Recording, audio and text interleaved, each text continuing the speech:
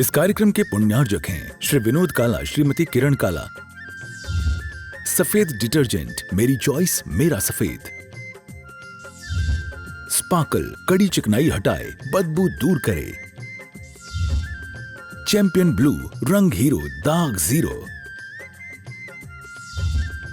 Shantinath detergent private limited, Kolkata.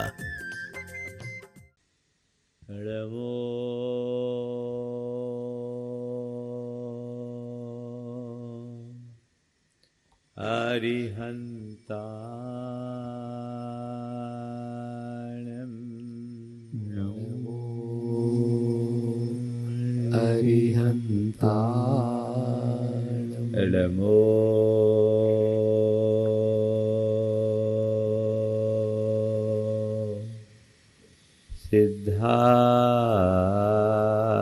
सिद्धाणं नमो सिद्धाणं नमो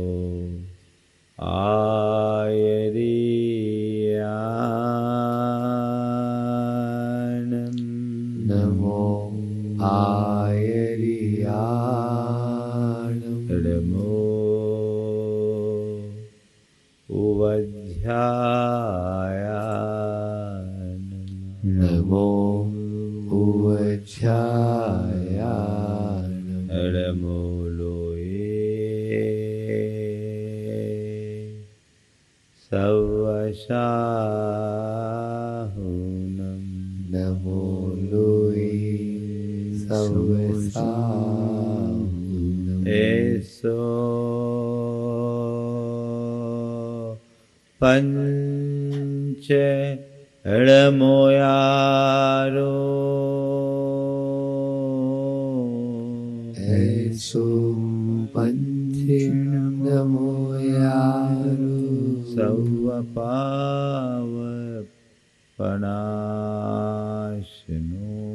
सवपावपनाशनो मंगलाळं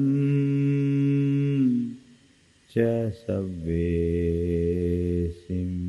मंगलाळं च सव्वेसिं पठेमं होय मंगलम परमं होय मंगलम। जय बोलो देवादिदेव खदराज श्री भगवान महावीर स्वामी की जय जय जय। अहिंसा परमो धर्म की जय जय जय। परम पूज आचार्य गुरुवर श्री विद्यासागर जी महाराज की जय जय जय। नवाचार्य श्री समय सागर जी महाराज की, पूज मुनिवर श्री प्रमाण सागर जी महाराज की, पूज मुनिवर श्री निर्वेक सागर संधान सागर जी महाराज की, समस्त मुनि संघ की नमस्ते।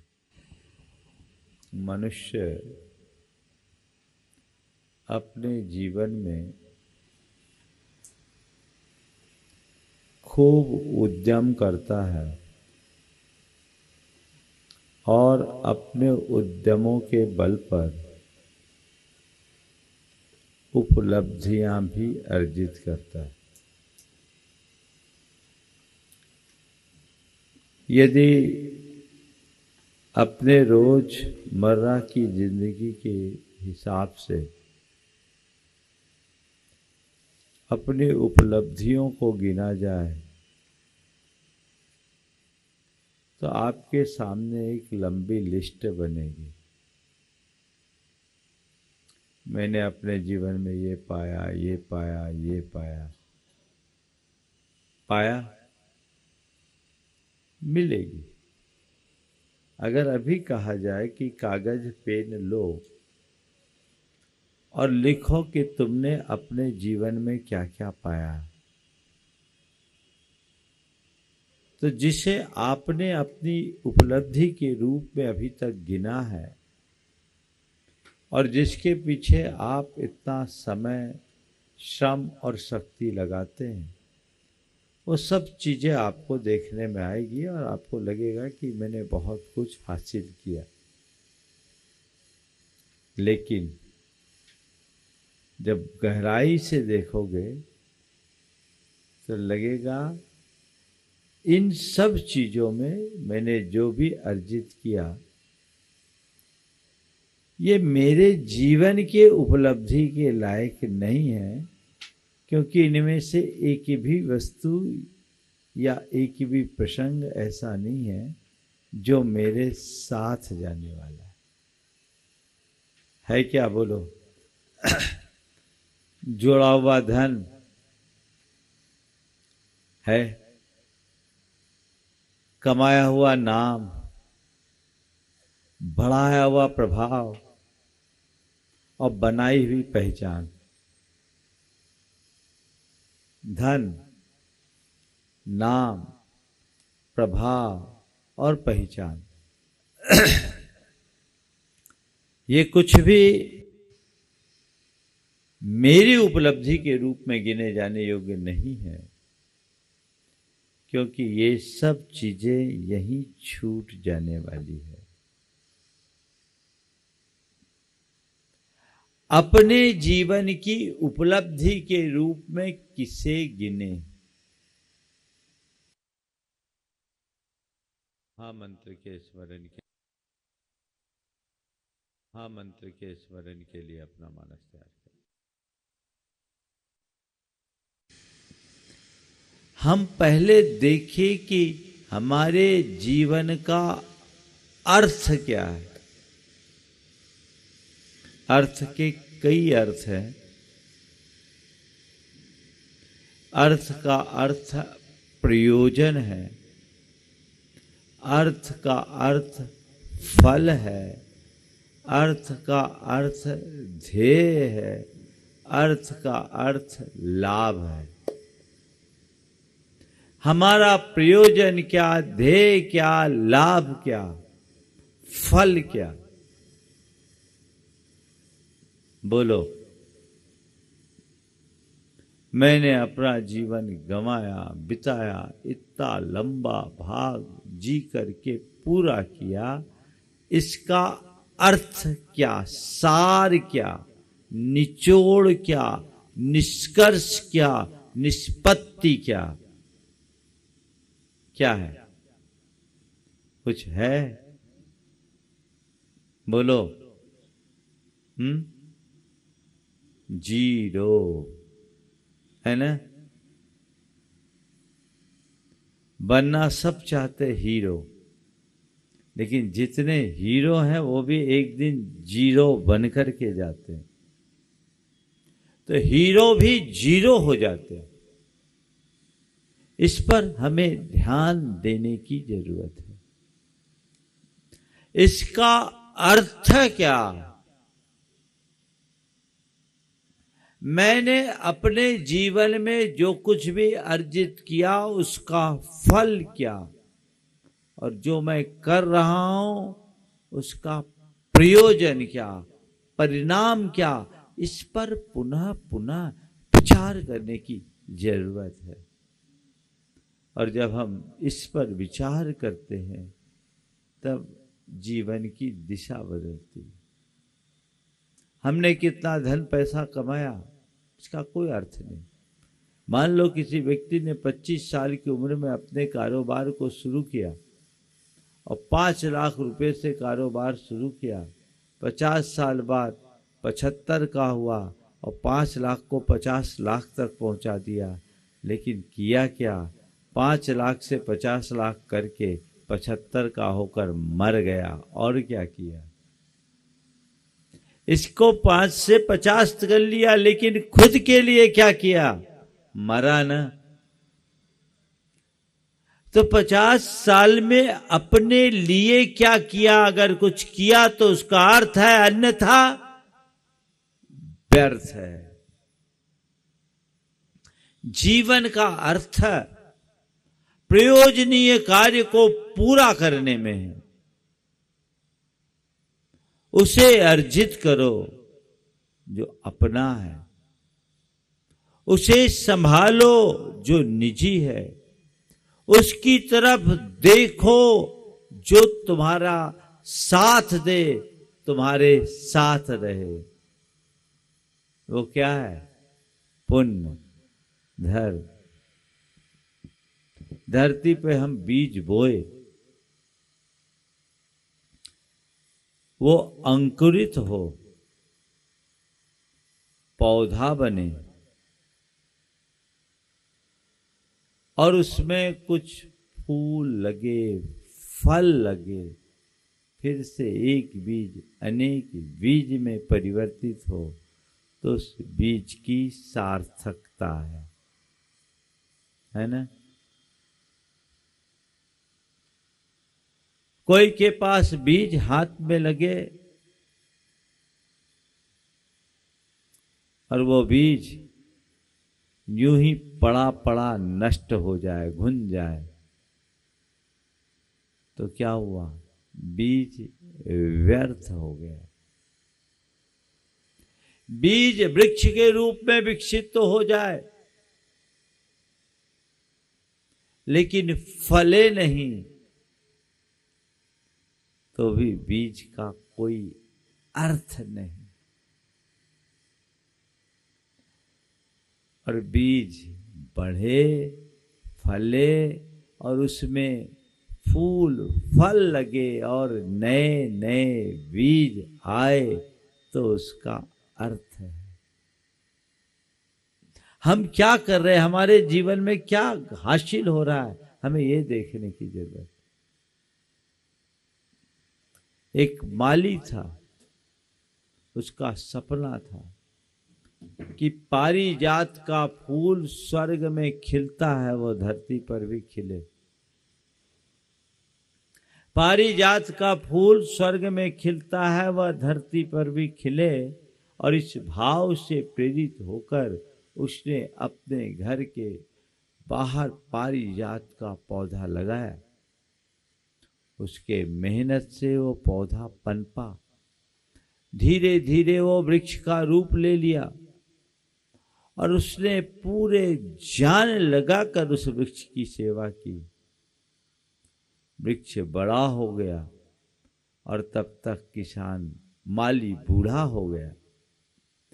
वो हर साल प्रतीक्षा करता कि अब फूल आएगा, अब फूल आएगा, मेरा सपना साकार होगा, पारिजात फूलेगा।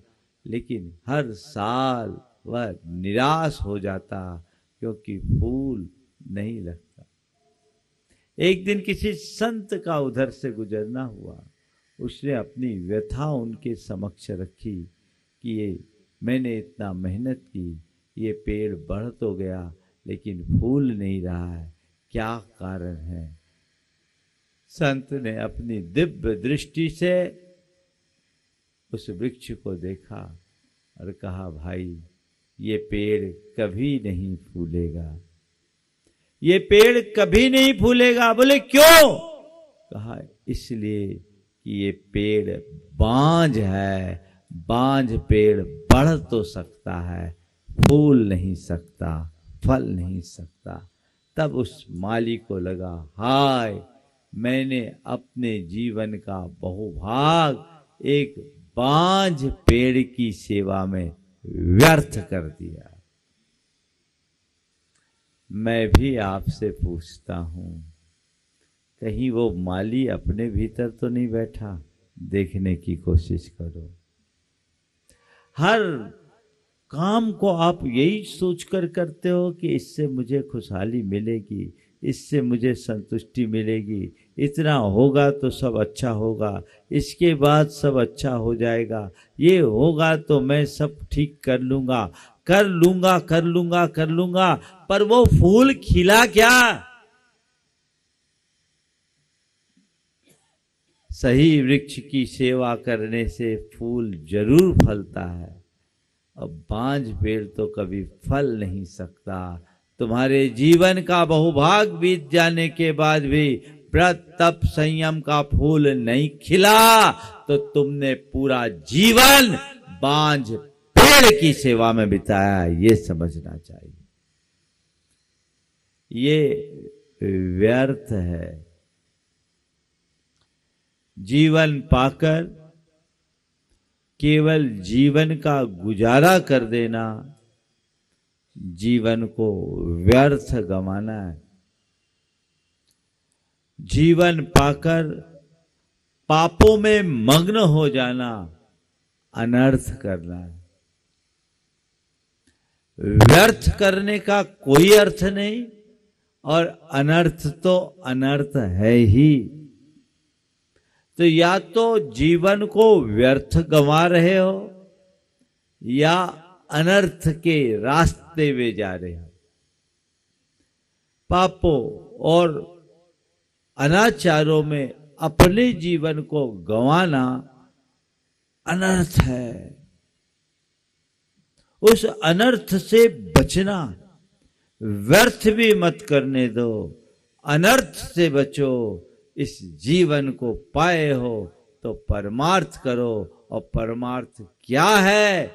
जीवन को धर्म में लगाना, व्रत संयम तप त्याग संयम में लगाना, यही जीवन का अर्थ है।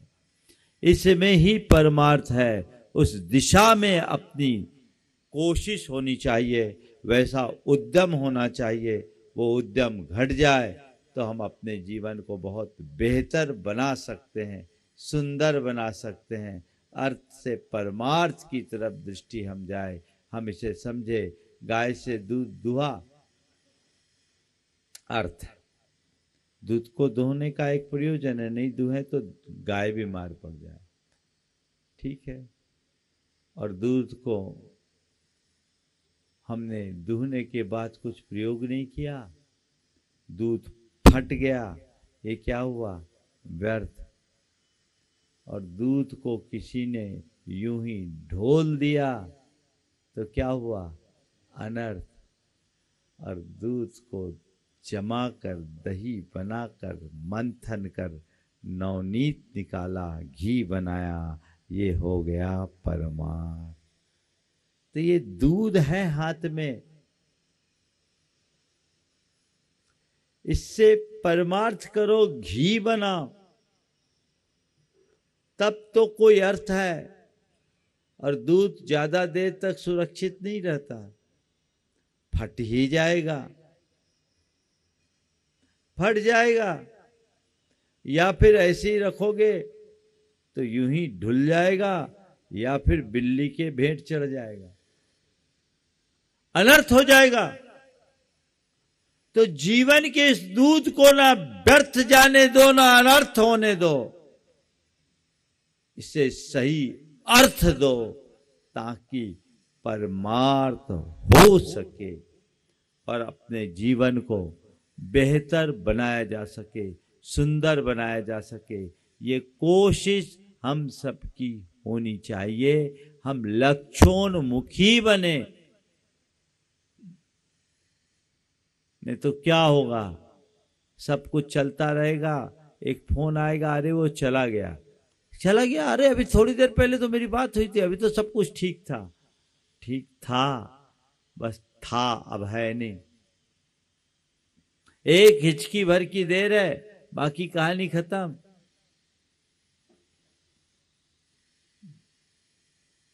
शिक्षक ने ब्लैक बोर्ड पर 0 बनाया, उसके सामने प्लस का निशान लगाया, बनाया, और बोला उसके आगे एक 0 रखा। बच्चों से पूछा, बोलो 0 + 0 = क्या? बोले 0। फिर उससे थोड़ा बड़ा 0 बनाया, उसके सामने प्लस का निशान लगाया, और फिर 0 रखा। बोले इस 0 के आगे 0 जोड़े तो? बोला 0। फिर और थोड़ा बड़ा बनाया, और उसके आगे भी उतना ही बड़ा 0 रखा, प्लस का निशान लगाया। अब बोलो इस 0 के आगे 0 रखे तो क्या? 0। तो एक छात्र ने कहा, सर छोटे 0 का जोड़ छोटा और बड़े 0 का जोड़ बड़ा होगा क्या? छोटे 0 का जोड़ छोटा और बड़े 0 का जोड़ क्या बड़ा होगा? शिक्षक ने समझाया, बेटा 0 तो 0 ही है, चाहे वो छोटा हो या बड़ा हो, सब 0 है। मैं आप सबसे कहना चाहता हूँ, अंत सबका 0 है, चाहे छोटा हो या बड़ा हो, राजा हो या रंक हो। अंतर इतना हो सकता है कि रंक को लकड़ी या कंडों से जलाया जाए और राजा को चंदन की लकड़ी से जलाया जाए, पर अंत क्या है? राख है ना? अंत राख है। उपलों की राख में दुर्गंध नहीं होती और चंदन की राख में सुगंध नहीं होती। राख तो केवल राख है, इसे हम समझे। एक दिन खाक में बदलेगा। न मेरा एक होगा न तेरा लाख होगा, मेरा भी खाक होगा, तेरा भी खाक होगा, तो सब खाक में बदलेगा।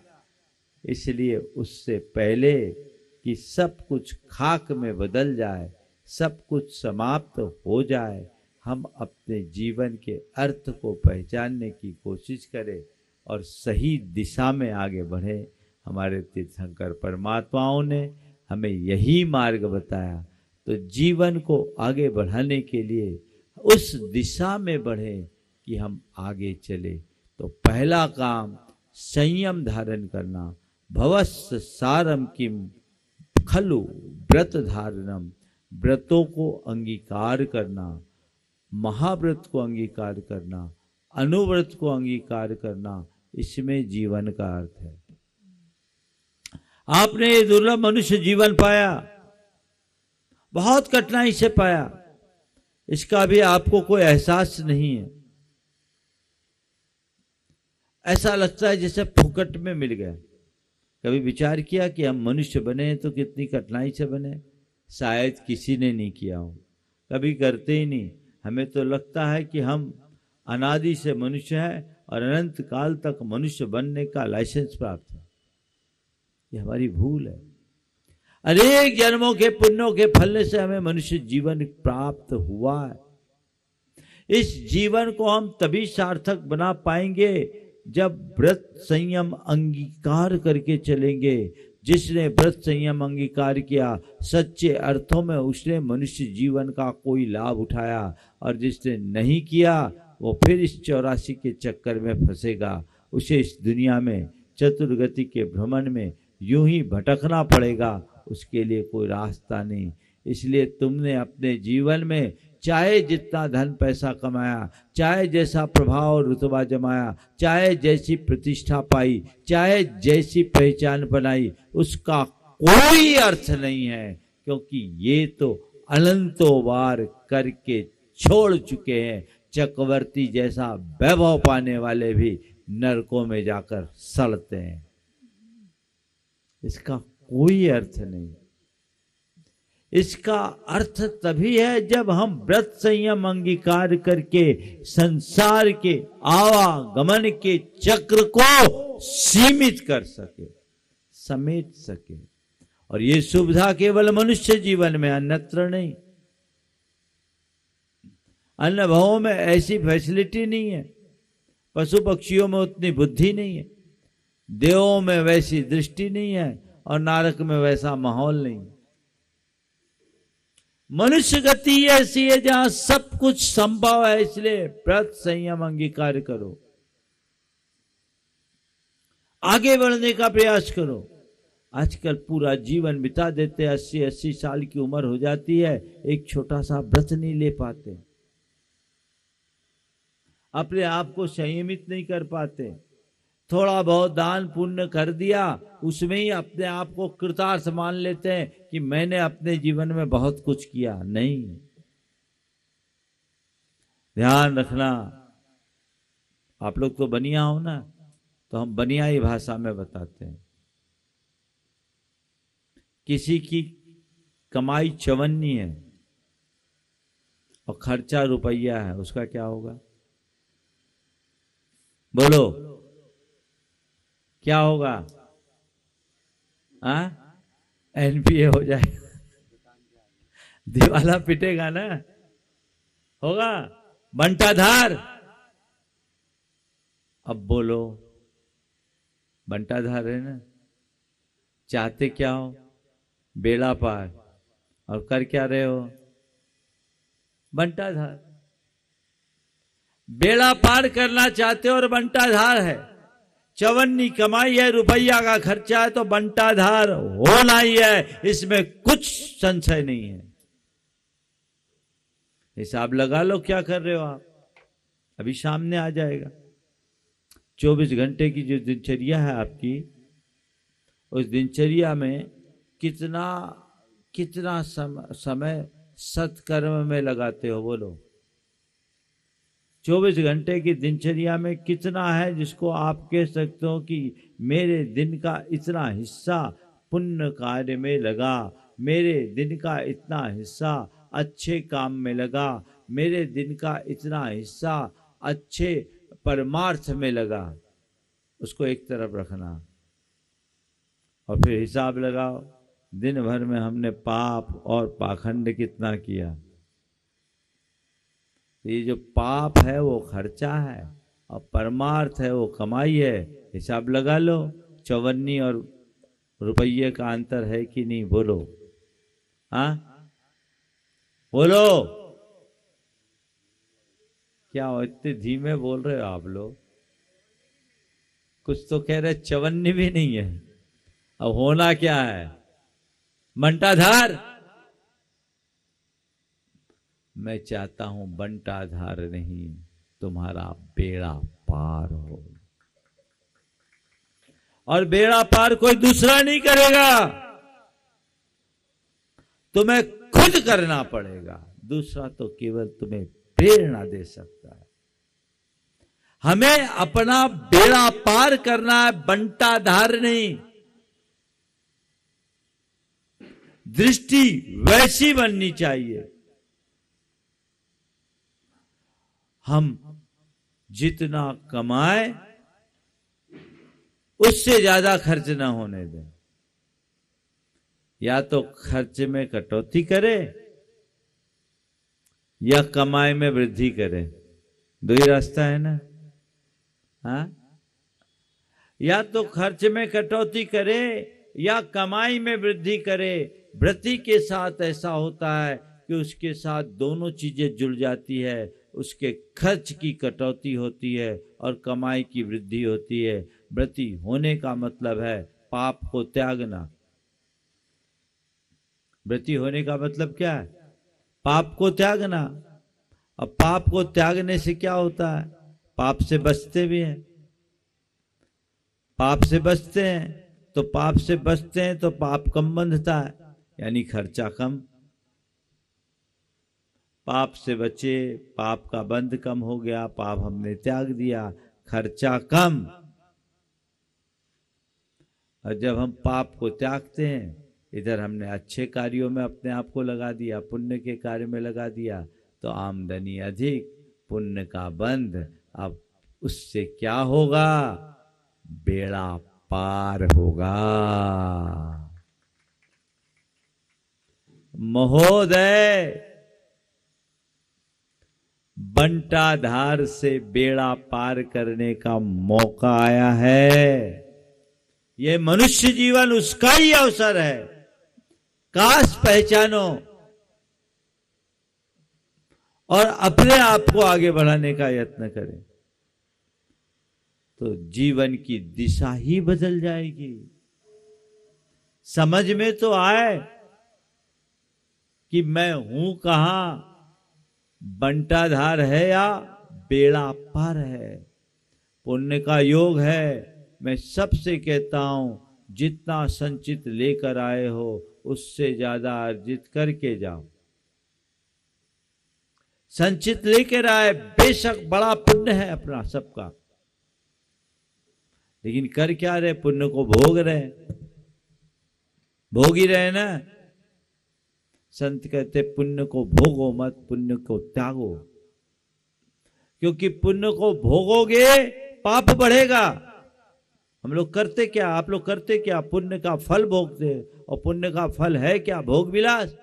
भोग विलास का मतलब पाप। तो जितना पुण्य को भोगोगे उतना पाप करोगे।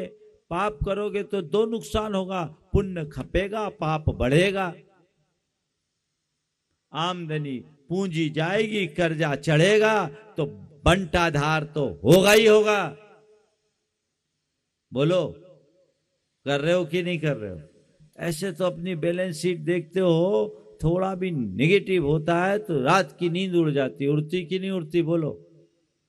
100 उपाय करते हो, कंसल्टेंट से पूछते हो कैसे हम इसकी रिकवरी करें, 10 रास्ता निकाल करके आप किसी भी तरीके से उसको रिकवर करते हो।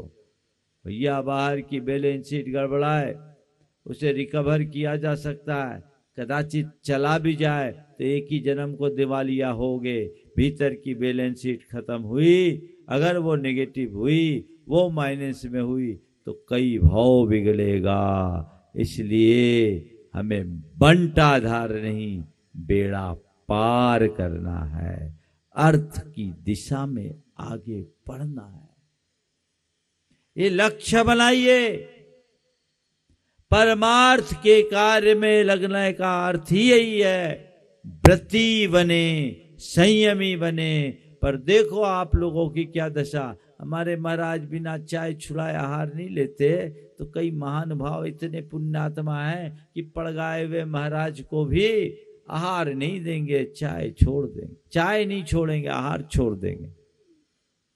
क्या है उम्र दराज? मुझसे लोगों ने बोला, बोले मुझे लगता मुझे भी ऐसे ही करना पड़ेगा। महाराज कह रहे आप करोगे तो सबका छूट जाएगा। बदलाव आना चाहिए, आसक्ति छूटनी चाहिए ना। तो एक छात्र ने कहा, सर छोटे जीरो का जोड़ छोटा और बड़े जीरो का जोड़ बड़ा होगा क्या? छोटे जीरो का जोड़ छोटा और बड़े जीरो का जोड़ क्या बड़ा होगा? शिक्षक ने समझाया, बेटा जीरो तो जीरो ही है, चाहे वो छोटा हो या बड़ा हो, सब जीरो है। मैं आप सबसे कहना चाहता हूँ, अंत सबका जीरो है, चाहे छोटा हो या बड़ा हो, राजा हो या रंक हो। अंतर इतना हो सकता है कि रंक को लकड़ी या कंडों से जलाया जाए और राजा को चंदन की लकड़ी से जलाया जाए, पर अंत क्या है? राख है ना? अंत राख है। उपलों की राख में दुर्गंध नहीं होती और चंदन की राख में सुगंध नहीं होती। राख तो केवल राख है, इसे हम समझे। एक दिन खाक में बदलेगा, न मेरा एक होगा न तेरा लाख होगा, मेरा भी खाक होगा, तेरा भी खाक होगा, तो सब खाक में बदलेगा। इसलिए उससे पहले कि सब कुछ खाक में बदल जाए, सब कुछ समाप्त हो जाए, हम अपने जीवन के अर्थ को पहचानने की कोशिश करें और सही दिशा में आगे बढ़ें। हमारे तीर्थंकर परमात्माओं ने हमें यही मार्ग बताया, तो जीवन को आगे बढ़ाने के लिए उस दिशा में बढ़ें कि हम आगे चले। तो पहला काम संयम धारण करना। भवस्य सारम किम खलु व्रत धारणम, व्रतों को अंगीकार करना, महाव्रत को अंगीकार करना, अनुव्रत को अंगीकार करना, इसमें जीवन का अर्थ है। आपने ये दुर्लभ मनुष्य जीवन पाया, बहुत कठिनाई से पाया, इसका भी आपको कोई एहसास नहीं है। ऐसा लगता है जैसे फुकट में मिल गया। कभी विचार किया कि हम मनुष्य बने हैं तो कितनी कठिनाई से बने? शायद किसी ने नहीं किया हो, कभी करते ही नहीं। हमें तो लगता है कि हम अनादि से मनुष्य हैं और अनंत काल तक मनुष्य बनने का लाइसेंस प्राप्त है। ये हमारी भूल है। अनेक जन्मों के पुण्यों के फलने से हमें मनुष्य जीवन प्राप्त हुआ है। इस जीवन को हम तभी सार्थक बना पाएंगे जब व्रत संयम अंगीकार करके चलेंगे। जिसने व्रत संयम अंगीकार किया, सच्चे अर्थों में उसने मनुष्य जीवन का कोई लाभ उठाया, और जिसने नहीं किया वो फिर इस 84 के चक्कर में फंसेगा। उसे इस दुनिया में चतुर्गति के भ्रमण में यूं ही भटकना पड़ेगा, उसके लिए कोई रास्ता नहीं। इसलिए तुमने अपने जीवन में चाहे जितना धन पैसा कमाया, चाहे जैसा प्रभाव और रुतबा जमाया, चाहे जैसी प्रतिष्ठा पाई, चाहे जैसी पहचान बनाई, उसका कोई अर्थ नहीं है, क्योंकि ये तो अनंतों बार करके छोड़ चुके हैं। चक्रवर्ती जैसा वैभव पाने वाले भी नरकों में जाकर सड़ते हैं। इसका कोई अर्थ नहीं। इसका अर्थ तभी है जब हम व्रत संयम अंगीकार करके संसार के आवागमन के चक्र को सीमित कर सके, समेट सके। और ये सुविधा केवल मनुष्य जीवन में, अन्यत्र नहीं। अन्य भावों में ऐसी फैसिलिटी नहीं है, पशु पक्षियों में उतनी बुद्धि नहीं है, देवों में वैसी दृष्टि नहीं है, और नरक में वैसा माहौल नहीं है। मनुष्य गति ऐसी है जहां सब कुछ संभव है, इसलिए व्रत संयम अंगीकार करो, आगे बढ़ने का प्रयास करो। आजकल पूरा जीवन बिता देते, 80-80 साल की उम्र हो जाती है, एक छोटा सा व्रत नहीं ले पाते, अपने आप को संयमित नहीं कर पाते। थोड़ा बहुत दान पुण्य कर दिया, उसमें ही अपने आप को कृतार्थ मान लेते हैं कि मैंने अपने जीवन में बहुत कुछ किया। नहीं, ध्यान रखना। आप लोग तो बनिया हो ना, तो हम बनियाई भाषा में बताते हैं। किसी की कमाई 54 है और खर्चा रुपया है, उसका क्या होगा? बोलो, क्या होगा? एनपीए हो जाएगा, दिवाला पिटेगा ना, होगा बंटाधार। अब बोलो, बंटाधार है ना, चाहते क्या हो? बेड़ा पार, और कर क्या रहे हो? बंटाधार। बेड़ा पार करना चाहते हो और बंटाधार है। 54 कमाई है, रुपया का खर्चा है, तो बंटाधार होना ही है, इसमें कुछ संशय नहीं है। हिसाब लगा लो क्या कर रहे हो आप, अभी सामने आ जाएगा। 24 घंटे की जो दिनचर्या है आपकी, उस दिनचर्या में कितना समय सत्कर्म में लगाते हो? बोलो, 24 घंटे की दिनचर्या में कितना है जिसको आप कह सकते हो कि मेरे दिन का इतना हिस्सा पुण्य कार्य में लगा, मेरे दिन का इतना हिस्सा अच्छे काम में लगा, मेरे दिन का इतना हिस्सा अच्छे परमार्थ में लगा। उसको एक तरफ रखना और फिर हिसाब लगाओ, दिन भर में हमने पाप और पाखंड कितना किया। ये जो पाप है वो खर्चा है और परमार्थ है वो कमाई है। हिसाब लगा लो, 54 और रुपये का अंतर है कि नहीं? बोलो, हाँ बोलो, क्या हो इतने धीमे बोल रहे हो आप लोग? कुछ तो कह रहे 54 भी नहीं है, अब होना क्या है? बंटाधार। मैं चाहता हूं बंटाधार नहीं, तुम्हारा बेड़ा पार हो। और बेड़ा पार कोई दूसरा नहीं करेगा, तुम्हें खुद करना पड़ेगा। दूसरा तो केवल तुम्हें प्रेरणा दे सकता है। हमें अपना बेड़ा पार करना है, बंटाधार नहीं। दृष्टि वैसी बननी चाहिए, हम जितना कमाए उससे ज्यादा खर्च ना होने दें। या तो खर्च में कटौती करे या कमाई में वृद्धि करे, दो ही रास्ता है ना। हाँ, या तो खर्च में कटौती करे या कमाई में वृद्धि करे। व्रती के साथ ऐसा होता है कि उसके साथ दोनों चीजें जुड़ जाती है, उसके खर्च की कटौती होती है और कमाई की वृद्धि होती है। व्रती होने का मतलब है पाप को त्यागना। व्रती होने का मतलब क्या है? पाप को त्यागना। अब पाप को त्यागने से क्या होता है? पाप से बचते भी हैं। पाप से बचते हैं तो पाप कम बंधता है, यानी खर्चा कम। पाप से बचे, पाप का बंध कम हो गया, पाप हमने त्याग दिया, खर्चा कम।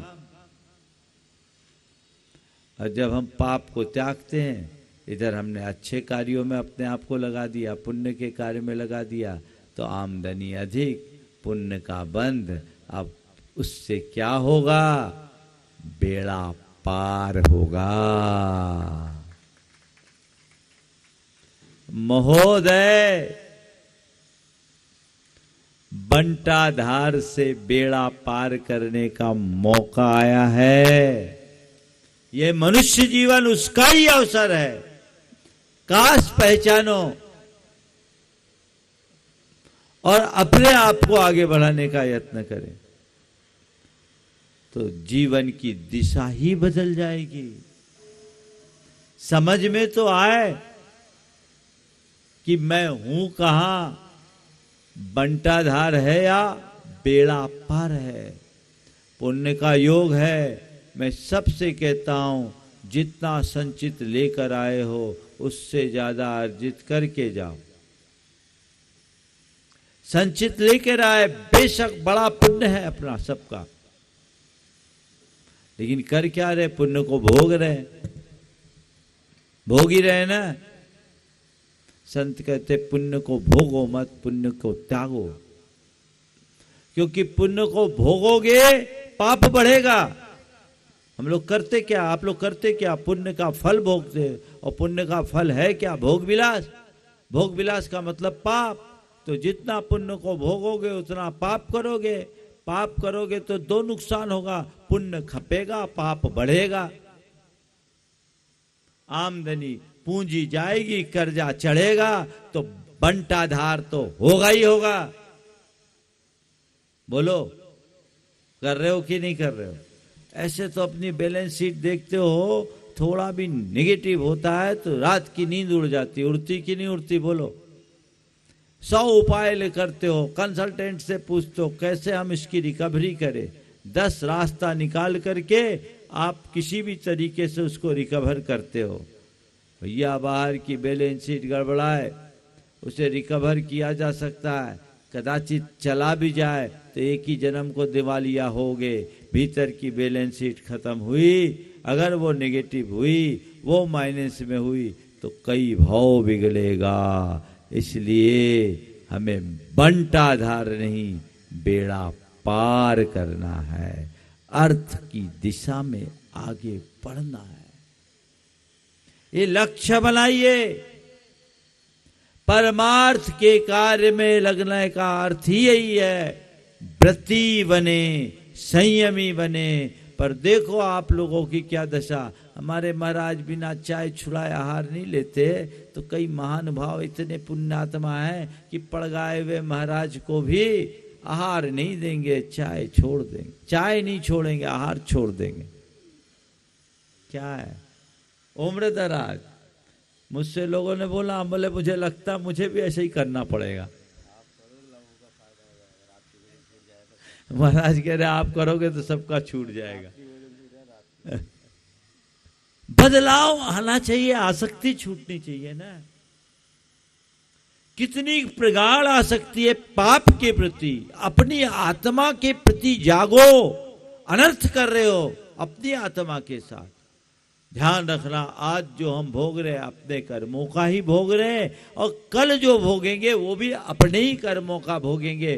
तो जैसा हम करेंगे वैसा ही भरेंगे। सब कुछ अनुकूल पाकर के भी यदि हम सम्यक रास्ते को अंगीकार नहीं करेंगे, तो आखिर दुख का पात्र कौन बनेगा? खुद ही ना। अंदर से अपनी चेतना को जगाइए कि नहीं, मुझे अब अर्थ देना है, व्यर्थ नहीं करना, अनर्थ नहीं, बेड़ा पार करना है, बंटाधार नहीं। जब तक व्रती बन न पाओ, व्रतों और व्रतियों से अनुराग रखो। व्रती बनने की कोशिश करो, और व्रती न बन पाओ तो व्रतियों और व्रतों से अनुराग रखो, उनकी सेवा करो, उनको सहयोग दो।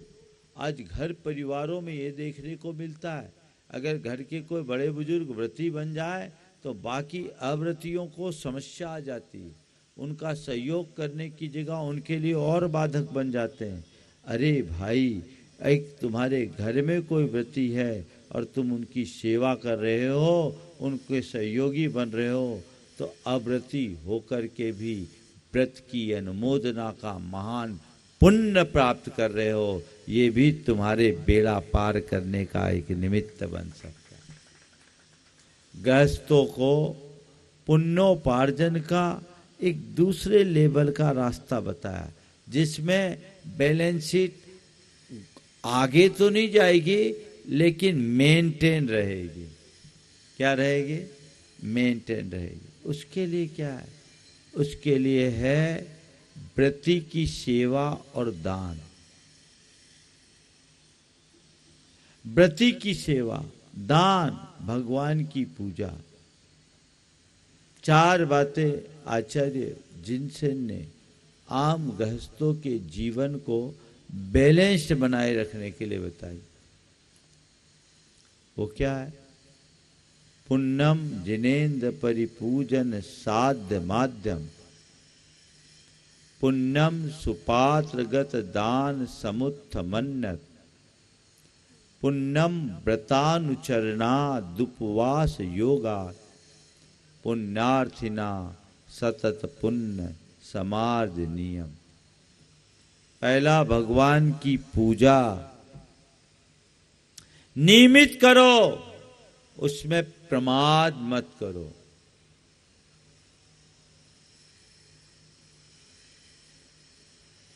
दूसरा, पात्र को दान, आहार, औषधि, उपकरण और आवास, ये चतुर्विध दान। पारमार्थिक क्षेत्र में दान, दान को दुर्गति का नाशक कहा है।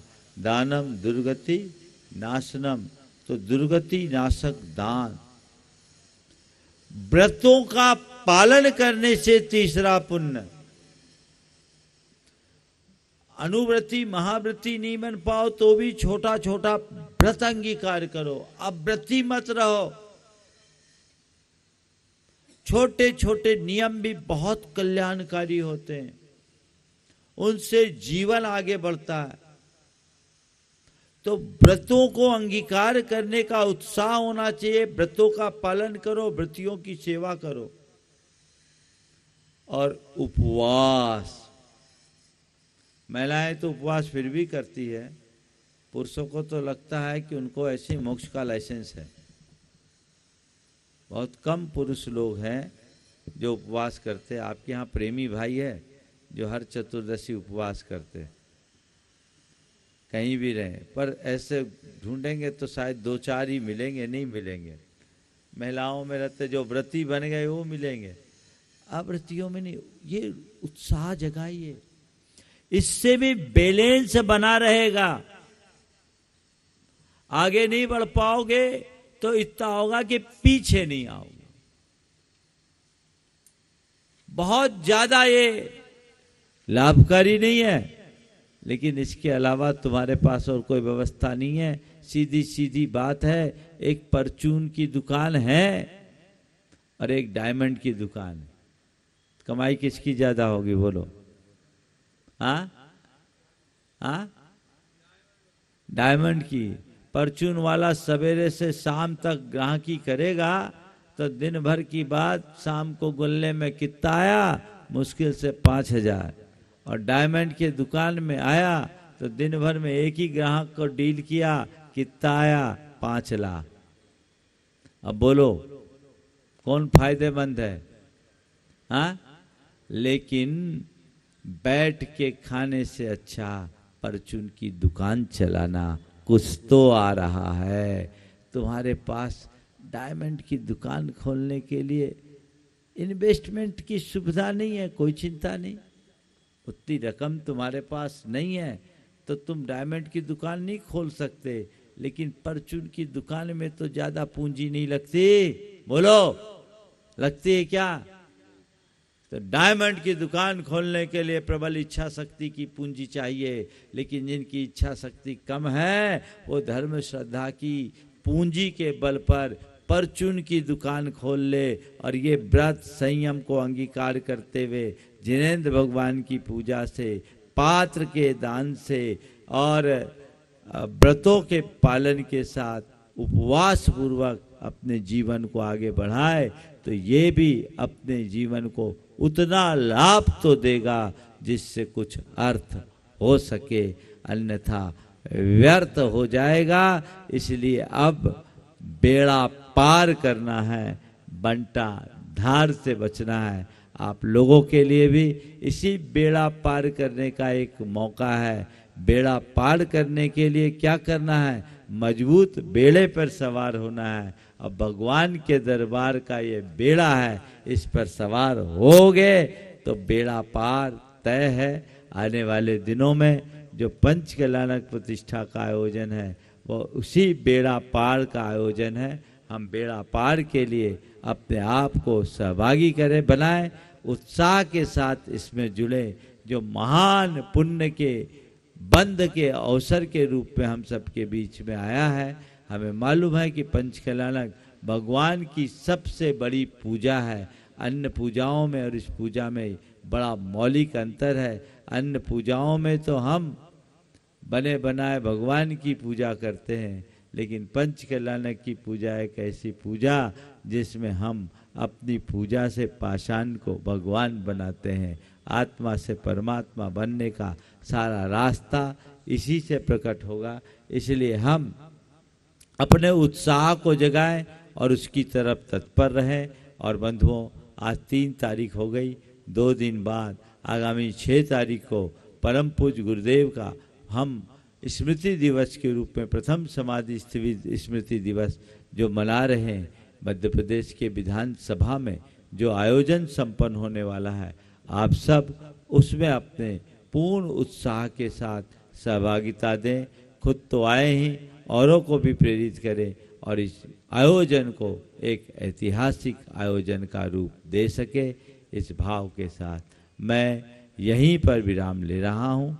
बोलिए परम पूज्य आचार्य गुरुवर श्री विद्यासागर जी महाराज की। इस कार्यक्रम के पुण्यार्जक हैं श्री विनोद काला, श्रीमती किरण काला। सफेद डिटर्जेंट, मेरी चॉइस मेरा सफेद। स्पार्कल, कड़ी चिकनाई हटाए, बदबू दूर करे। चैंपियन ब्लू, रंग हीरो, दाग zero. Shantinath detergent private limited, Kolkata.